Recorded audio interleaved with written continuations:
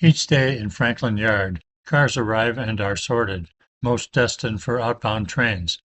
One such outbound train is the daily local serving the towns of Lincoln and Chateaugay, called NVR 525 outbound and NVR 526 returning.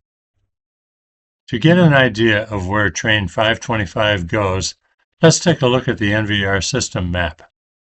Franklin Yard is located in northern Vermont, roughly bisecting the NVR system.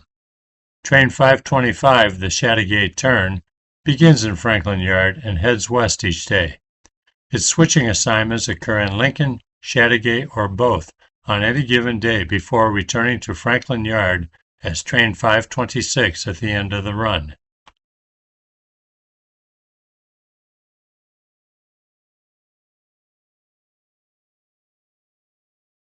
To the customers and crews, this local is known only as the Chateaugay turn.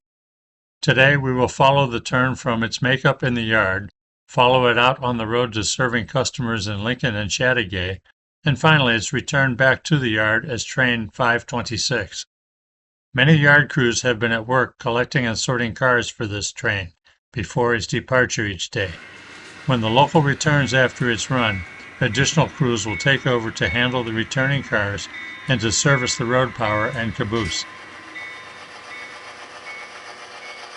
The scene opens with the yard engine 103 leaving the engine terminal tracks, where it was parked for lunch.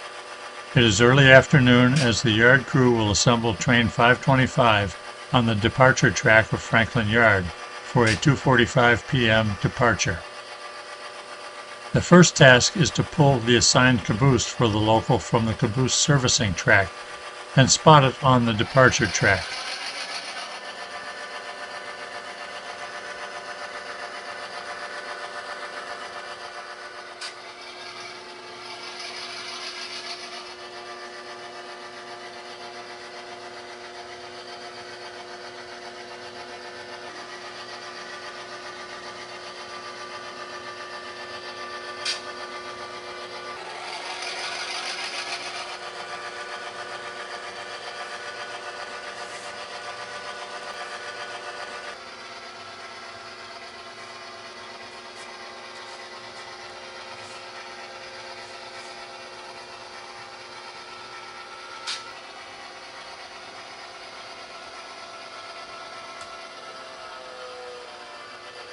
The cars making up this train have previously been sorted and are waiting at the head end of Yard Track 2.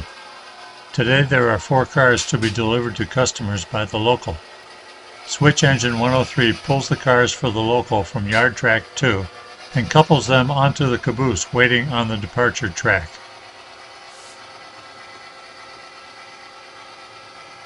NVR 103 is one of the original diesel-electric locomotives purchased by the NVR in 1941 from EMD at its LaGrange plant. It is one of 6 NW2 Phase 1 models purchased by the railroad to test the new diesel technology of the time. These were 1,000 horsepower units designed for yard work, and they performed so well that the NVR went on to purchase additional diesel road power.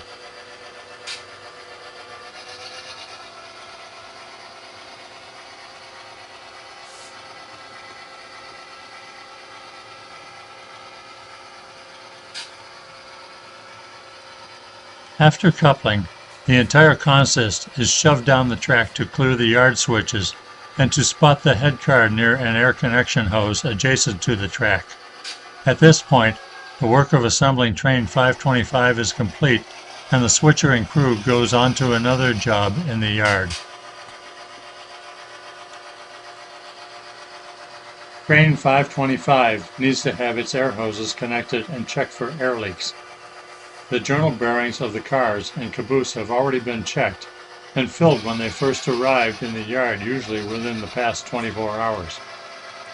The departure track is closed with markers, and the car knockers take over these duties of performing the final inspection and test before allowing the train to depart to the main line. The checks at this time are minimal, since all of the cars have been pre-checked when they were assembled on Yard Track 2. However, this final inspection adds the caboose to the consist. Today's consist is a relatively short train of 4 loaded cars to be delivered along the way. In addition, empty cars and a loaded car will be picked up by the local at Lincoln and Chateaugay during its stops at those towns.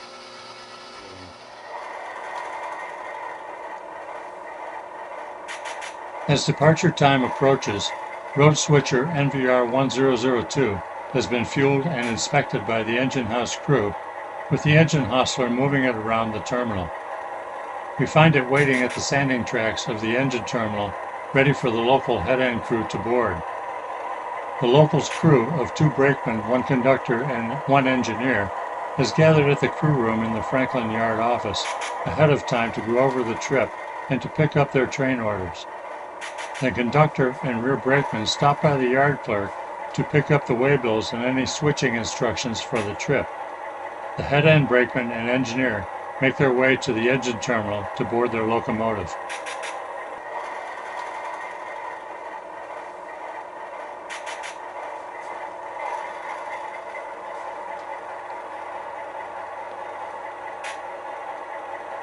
When all of the car knockers inspecting the departing train have completed their job and removed all of the flags, signs, and marker lights that had closed the departure track, the yardmaster is notified. The conductor and rear brakeman have already walked the train and checked that there is a proper waybill for each car. They are waiting on board the caboose for the trip to begin. The head-end crew moves locomotive NVR 1002 from the engine terminal after authorization is granted by the yardmaster, and with the brakeman throwing switches, it makes its way through the yard to the head end of train 525. NVR 1002 was purchased as part of the 3rd lot of diesels for the NVR in 1947.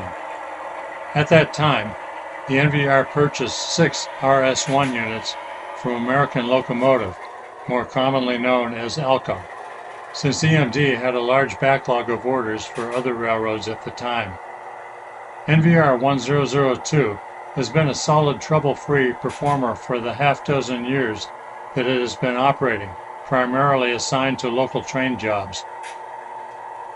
The crew likes it, and the engine shop hasn't had trouble maintaining it, other than the ongoing job of keeping it topped off with lubricating oil.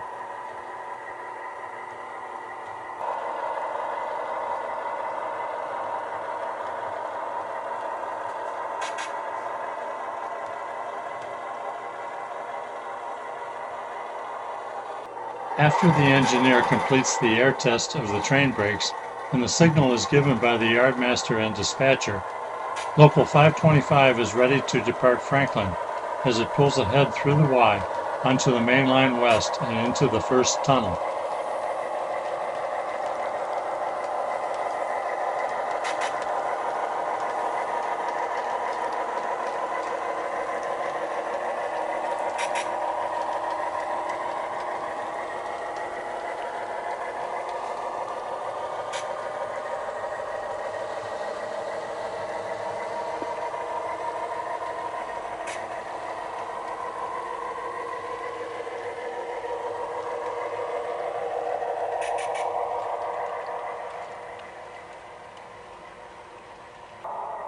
We next catch up to the Chateaugay turn as it arrives in Lincoln.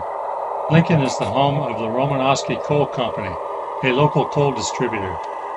It is a steady customer of the railroad with many hopper cars of coal delivered throughout the year. As the train eases to a stop, the conductor notes that an empty hopper is waiting to be picked up. Another hopper is being unloaded on the coal siding, and a full hopper of coal is on the head end of this train for delivery to the coal company.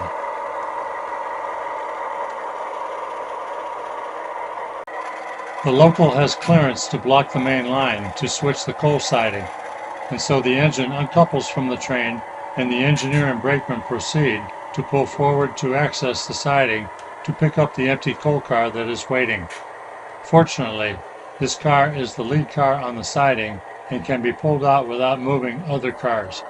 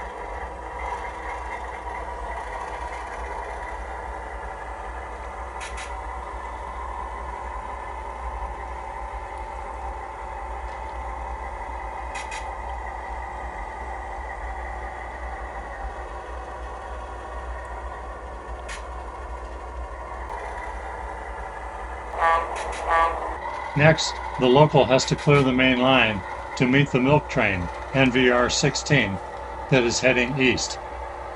The local will stay off the main line in Lincoln, while train 16, coming from stops in Adams and Chateaugay, arrives and performs its milk stop at Lincoln. The local is stuck in the hole until train 16 departs Lincoln because it must use the main line to complete its switching moves.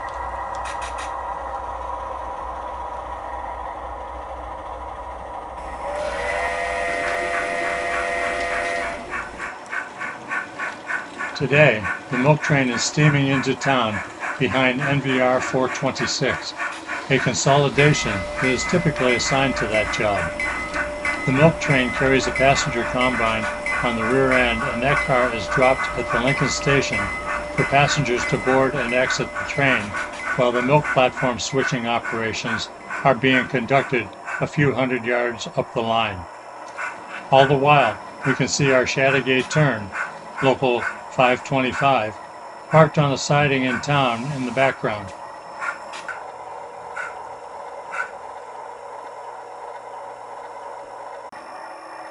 After the milk train completes its work at the Lincoln milk platform, it backs onto the waiting combine and continues its trip east out of town.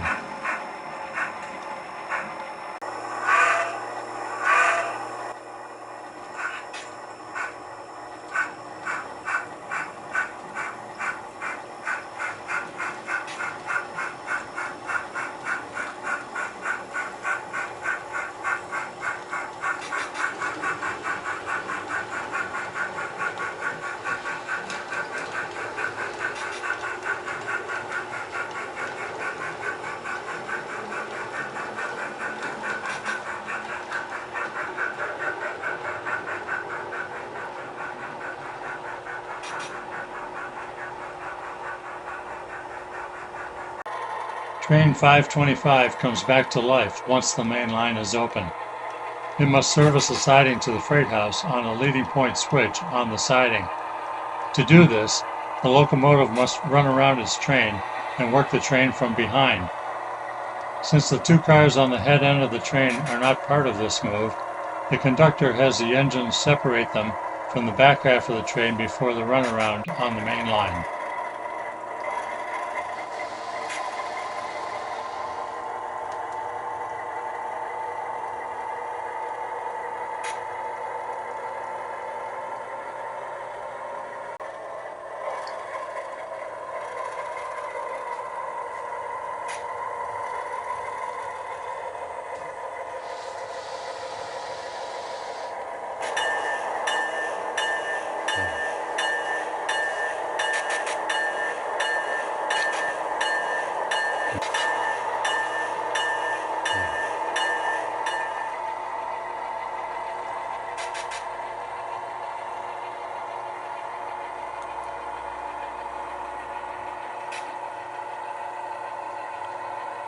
The freight house is expecting a loaded car to be delivered today and a partially loaded car to be picked up. There is also another car that is in the process of being unloaded at the freight house, but it is not ready to be picked up by today's local. Complicating all of this is a second loading dock on the siding with a boxcar, blocking access into the freight house. This boxcar must be temporarily moved out of the way to switch the freight house and then return to its spot at the loading dock.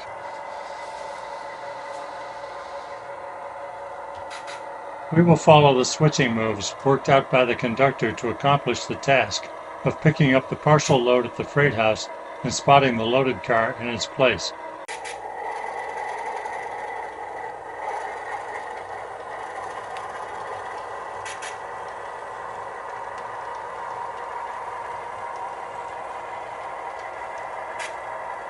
Once there, the engine shoves the remaining local cars and caboose onto the freight house siding to pick up the freight house car and the loading dock car that is blocking the way.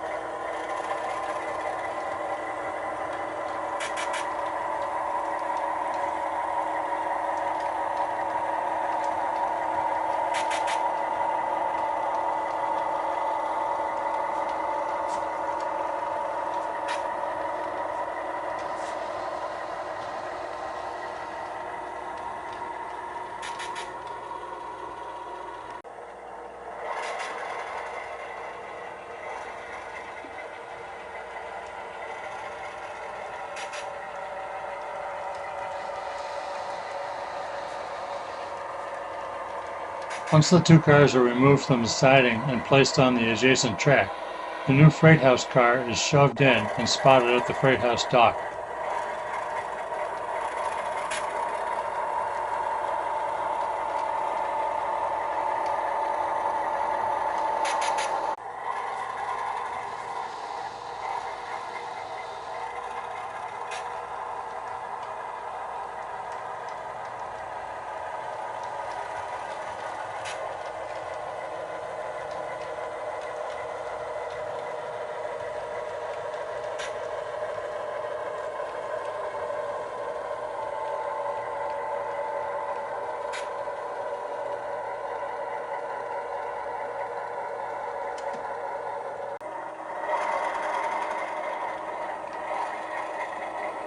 The engine pulls out of the siding with the car for Chateauguay still attached and moves the loading dock car back from its temporary location on the adjacent track to the dock where it was.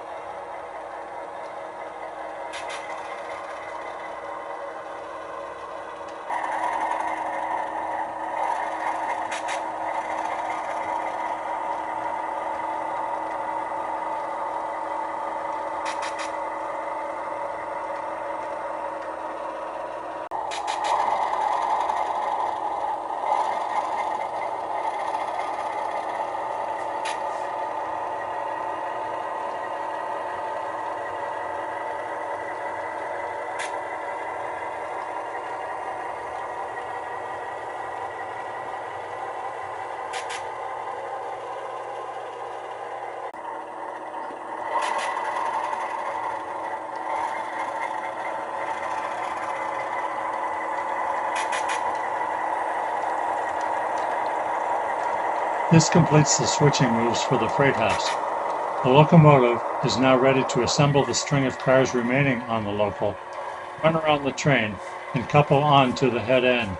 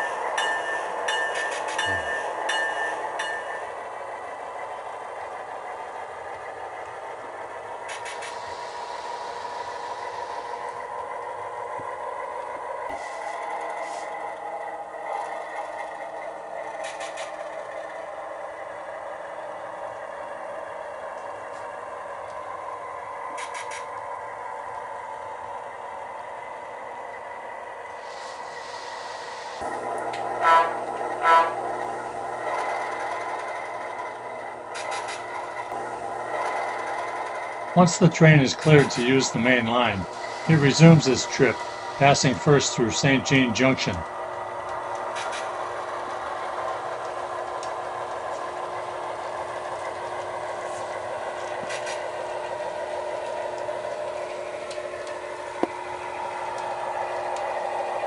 Once arriving at Chattagate, it must wait for a passing passenger train, Train 2, the Green Mountain. The freight local stays on the main line away from the station platform and waits for Train 2. Today, the NVR has run substituted passenger equipment on the Green Mountain, which is normally a passenger train. In a short while, the approaching rail diesel car, or RDC, can be seen as it pulls into the station alongside the waiting local freight.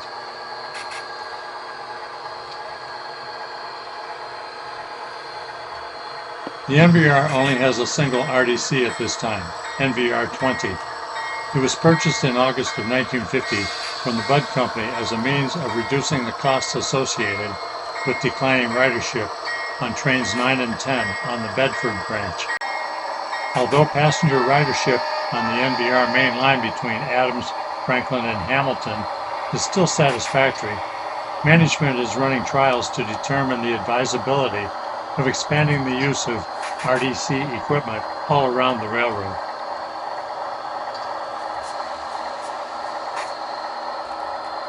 After the RDC station stop, the local is now cleared to use all tracks in Chattagate for switching duties.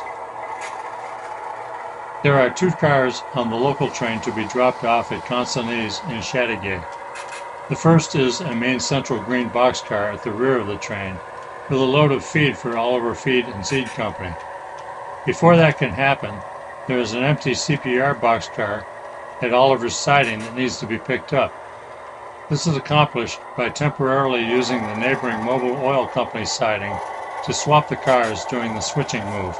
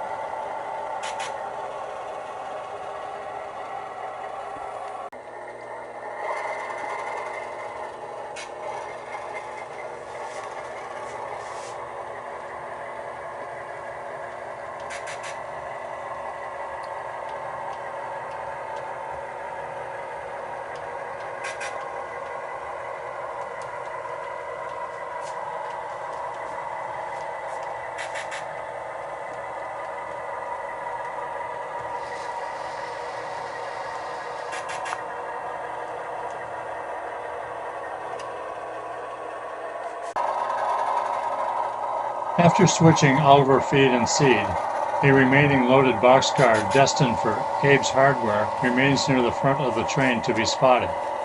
The Abe's Hardware siding is accessed through a leading point switch, so the engine must run around the train to push cars into this siding from the caboose end. In running around the train, the locomotive will bring the empty coal hopper from the front of the train with it so that the car for Abe's Hardware will now be the lead car of the string. The length of the local is short enough so that the load for Abe's can be spotted on the dock using the entire string of cars attached.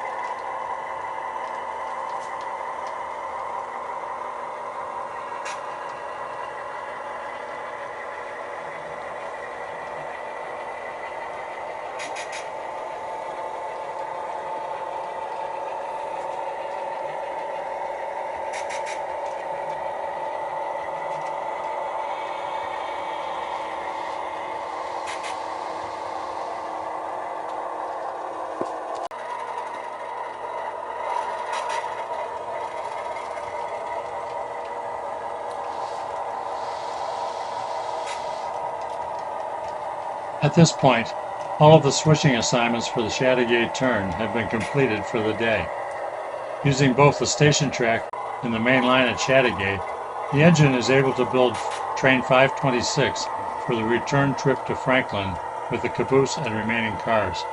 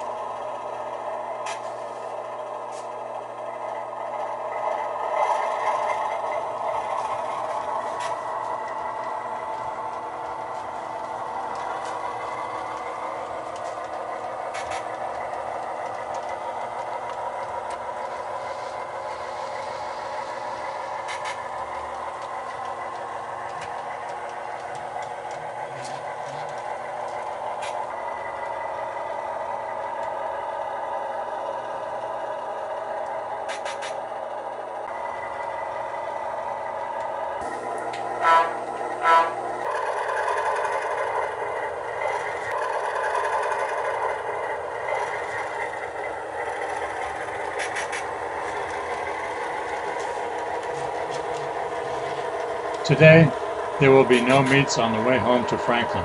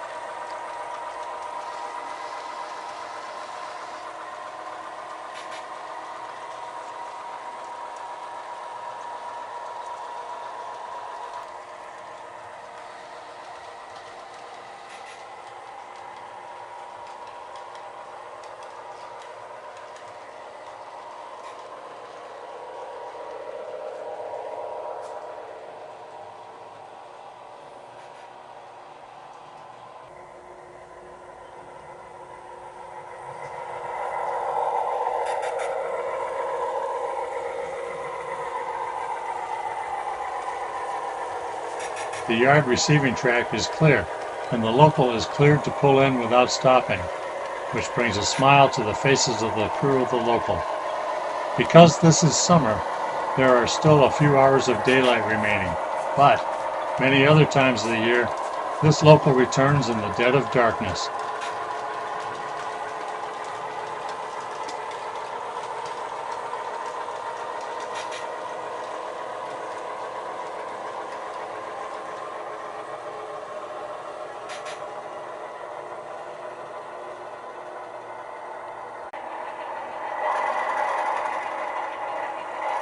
After parking on the arrival track, the RS-1 road engine is uncoupled from the train, and the head-end crew turns it over to the Franklin Yard hostler before heading to the yard office.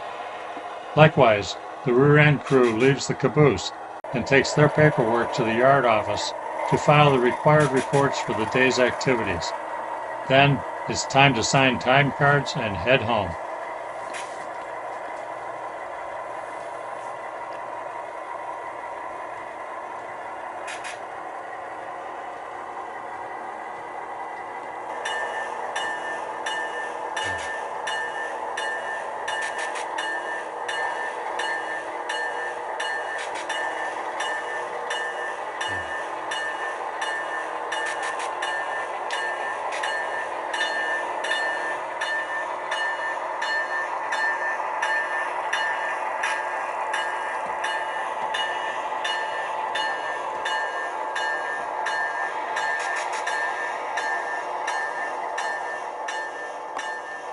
If there is no expected traffic into or out of the yard in the immediate future, the car knocker will come out to the parked train and fill the wheel journal bearings and bleed the brakes on the cars. Any bad order cars will be tagged at this time, and the yard clerk and yardmaster will be notified. If the arrival track is not available for this work, the yard switcher will move the cars to a yard temporary holding track for this work to be completed. Today, because there is insufficient time to let the cars remain on the arrival track for maintenance and inspection, the yard switcher is instructed to move the entire string of 3 cars in the train to yard track 2 for this work. The yard crew will first spot the caboose on the caboose servicing track.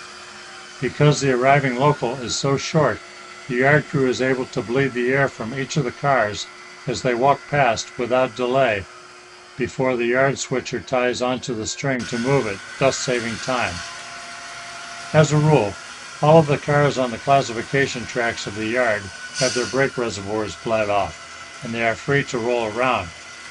This is acceptable because the yard is built on flat ground and nothing should move without a push from the locomotive.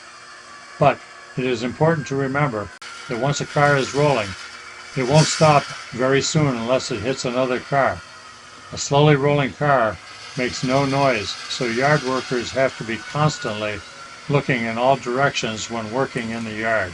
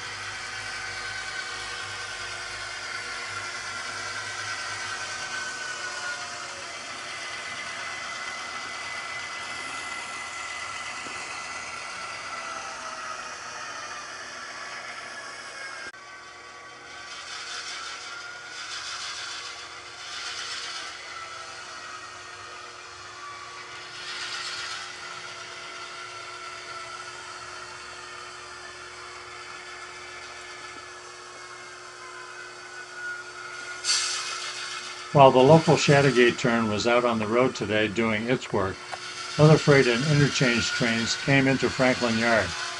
These trains have cars with freight for consignees at Lincoln or Chattagate.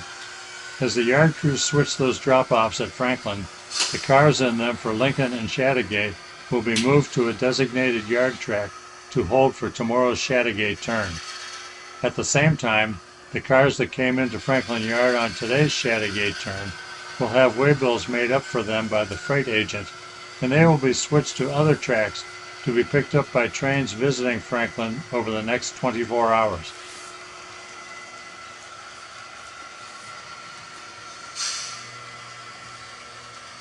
Occasionally, a car will arrive in the yard with a defect that requires immediate attention. In cases where the car cannot be repaired out in the yard, that car will be tagged and moved to a repair-in-place track, also known as the RIP track. As soon as repairs are made to make the car safe for the main line, the car is moved back in the switching cycle with the other cars to send it to its next stop.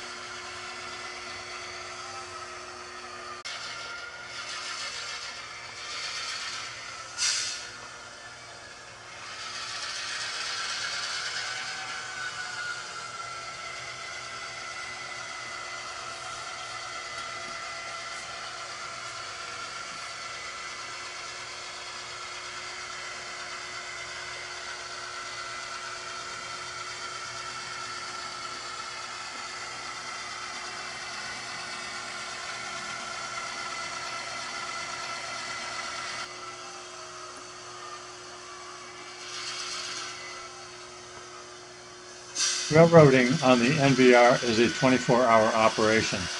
There are many railroad employees working to keep the freight and passengers moving as advertised. This movie only covers a small portion of railroad operations, only touching on the operation of local trains that serve the railroad's customers at their sidings or team tracks.